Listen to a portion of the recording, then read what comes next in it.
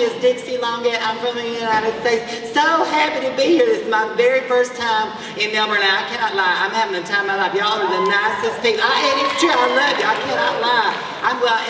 Because I'm not a good liar. I'm one of them liars that, you know, when you say a lie and then you sort of spin it to keep it going because you don't want anybody to find out. Okay, that's the kind of liar I am. Like, I had a friend that said, I got him in a skirt one day, and my friend said, you know what, you did that so good, you should be on that Project Runway. And I told her I was, and I won. But it was this time in the States that it moved from a real big network to a little network, so nobody watched it, so I thought I could get away with a lie. And then she comes over with a bunch of fabric.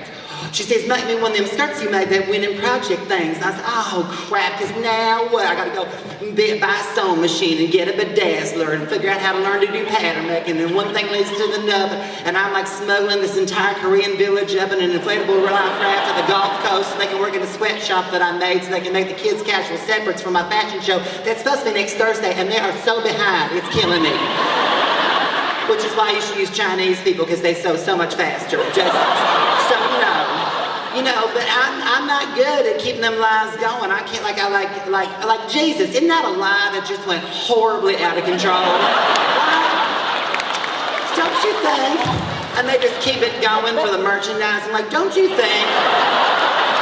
Like, Jesus was like some kid, you know, picked last for the team at recess, like throw the rock in the bucket. I don't know what they played back then. It was before Xbox. Well, it didn't catch on. Anyway, so he went and said, you know, to the team captain, well, I'm the son of God, you know, and then Mark tells Malachi tells Demetrius, whatever, and then, you know, and it all started because 2,000 years ago, Joseph couldn't get it up. Okay, so he takes Mary on this little timeshare excursion to Acapulco, where she has sex with a gardener, which is why they named the baby Jesus, which is a Mexican name and not Middle Eastern. We should have known right there. Seriously, right? And they get home, and Joseph's so mad. He's like, all right, now you're pregnant. I got to make this happen. So, all right, we got to go to get your senses taken, but we're not taking the Toyota. We're taking the donkey, right? Okay, so they ride that donkey 4,000 miles, whatever, and then, you know, he don't even bother to Travelocity hotel for a good rate, and they get there. You can't get a damn hotel because there's a Garth Brooks concert in town or something. Everything's sold out. Right, so they have to find this little bar, and then at the same time there's some big club opening, you know, baptism or whatever, and it's, you know, it's this club, and there's this amazing guy that has this Chinese fireworks. He shoots it up, and there's like a star that lasts for 4 days to advertise it, which you could do back then because the earth was still flat. Okay, you know, and these three guys that own a pay one price right all day camel store, they're like, oh, that must be that new club. Kim Kardashian's on the flyer. We're going to have to go to that, right?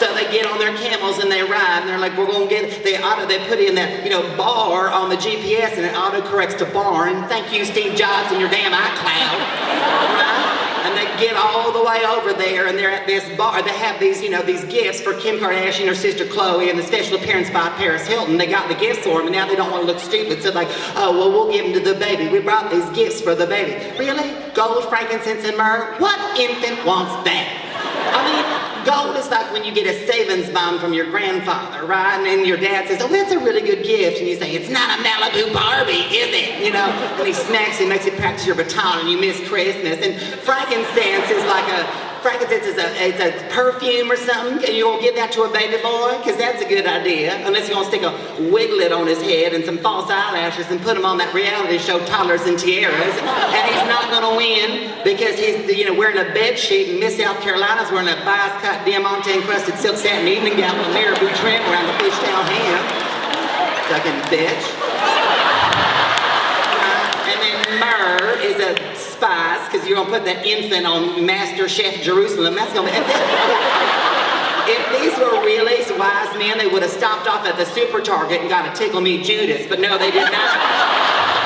And then what happened, and any lady, you know, any lady here that's had a baby, you know, and then this is where the story unravels, because the drummer boy comes. I'm going to play a drum. I just had a baby. Fuck you. She would have beat the shit out of that little boy on the project with a drum. You know what? But that would have been the first Christmas miracle, because Jesus would have forgiven her. Wouldn't that be nice? But, you know, they got a book deal out of it, so what are you going to do? That's the way it all works, right? It's a true story. Well, everybody in Melbourne, thank you so much for having me. I'm having the time of my life.